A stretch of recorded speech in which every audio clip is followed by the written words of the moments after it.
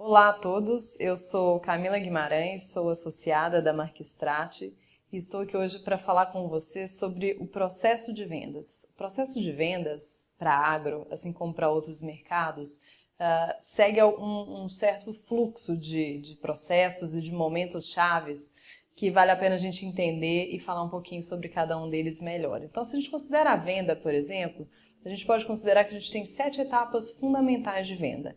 Então, ao começar uma venda, normalmente o que a gente precisa ter em mente e ter clareza de uma etapa fundamental? É uma etapa de prospecção e priorização, seguida de um planejamento, de uma ótima abordagem, de uma apresentação de valor, de superação de objeções, de fechamento e, finalmente, de uma manutenção e um acompanhamento durante o pós-venda. Então, esse é um resumo das etapas e hoje a gente vai falar melhor sobre essas duas primeiras, que seria prospecção, priorização e planejamento.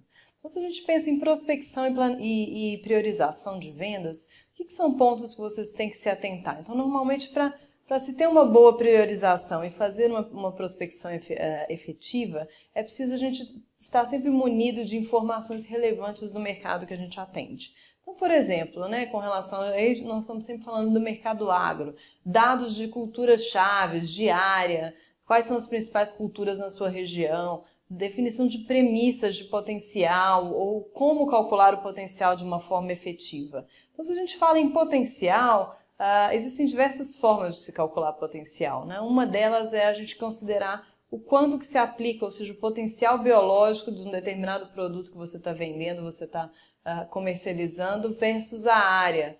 Você pode também considerar outras informações como tipo, número de clientes, acesso que você tem na região ou penetração da sua empresa na região.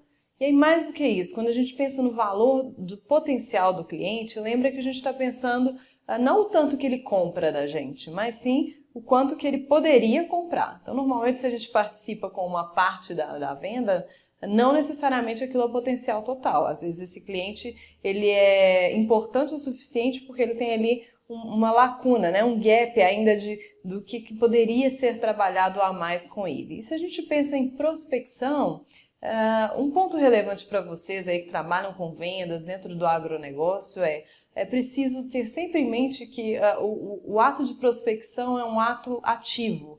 E ele precisa fazer parte da cabeça do dia a dia de um vendedor. Então, trabalhar com prospecção é criar uma meta. Então, uma meta de prospecção de clientes a serem visitados, novos clientes contatados.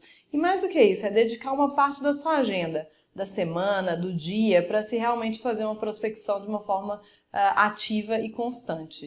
E aí, falando sobre o planejamento, rapidamente, né? O que é importante ter em mente para se planejar? Então, o planejamento significa você olhar para a sua agenda, planejar sua visita, planejar sua interação com o cliente ao longo do ano e ser mais efetivo.